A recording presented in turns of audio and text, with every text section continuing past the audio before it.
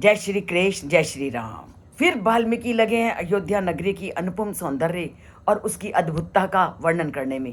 कारण क्योंकि अयोध्या नगरी है ही ऐसी, क्योंकि उसका एक एक व्यक्ति हर प्रकार के गुणों से युक्त है। और उसी का वर्णन करते हुए वाल्मीकि क्या कहते हैं, ना अष्टांग विदन, ना अस्ति, ना अव्रतो, ना अहस्त्रदा, ना दीनः क्षिप्तचितो व व्यतितो व अपि कश्चन।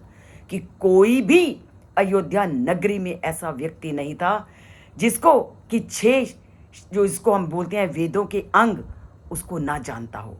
साष्टांग विद्या में हर व्यक्ति वहां का कुशल था। और कोई भी ऐसा व्यक्ति नहीं था अव्रतो, अर्थात जो व्रत का पालन ना करता हो। व्रत का पूरे विधि विधान से पालन करने वाली वहां की जनता थी। और कोई ऐसा व्यक्ति नहीं था जो सहस्त्रों से कम दान देता हो। तो दान की भी अद्भुत शक्ति से युक्त थे अयोध्यावासी के लोग। और ना कोई दीन था, ना कोई ऐसा व्यक्ति था जिसका हृदय कभी दुखी होता हो। दुखी होना, दीन होना, ये तो वहाँ के लोगों के यहाँ स्वभाव ही नहीं था। अक्सर हम संसार में क्या देखते हैं कि हर व्यक्ति में कोई ना कोई अवगुण होता है और किसी ना किसी कारण से उसका जो मन होता है वो दुखी रहता है। पर अयोध्या नगरी के लोगों का मन कभी नहीं दुखी होता था। यही जो गुण है वो अयोध्या नगरी को सभी नगरियों से उत्तम और सभी नगरियों से श्रेष्ठ मानते हैं।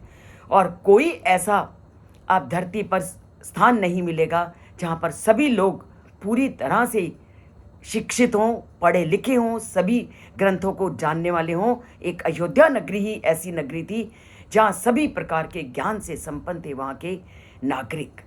और हर नागरिक व्रतों का पालन करता था। हर नागरिक एक दूसरे की दुख सुख में भागीदार होता था।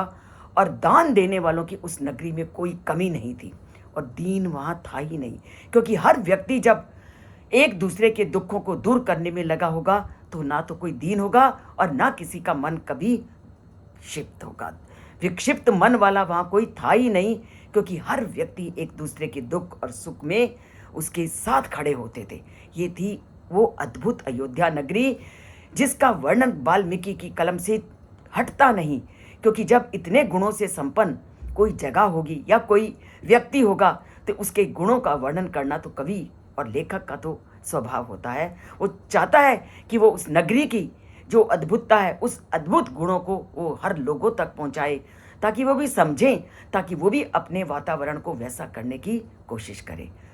पर ये सब चीज़ें तभी जानोगे जब आप इस चैनल से जुड़ोगे, सब्सक्राइब करोगे और लाइक का बटन दबाओगे और इस मूल उद्देश्य को जन जन तक पहुंचाओगे।